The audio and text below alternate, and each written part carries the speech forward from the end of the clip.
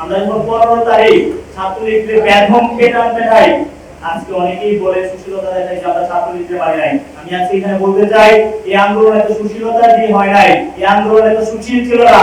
আমরা ছাত্রলীগকে ফিরাইছি যখন আমাদের ছাত্রলীগ ফিরাইছে, এবং সেটা প্রতিষ্ঠার জন্য 16 জুলাই 16 স্টেশনে ছাত্রলীগ অবস্থান নেয় নুরুল আজিম রনির নেতৃত্বে, এবং সশস্ত্রভাবে পিস্তল, দেশীয় অস্ত্রশস্ত্র সহ তারা অবস্থান নেয়, এবং আমরা শেষ পর্যন্ত 16 শহরে অবস্থান করতে পারি নাই। আমরা বাধ্য হয়ে মুরাদপুর অবস্থান করেছি আমাদের স্থান পরিবর্তন করে, এবং সেখানেও তারা সশস্ত্রভাবে এসে আমাদেরকে হামলা করে।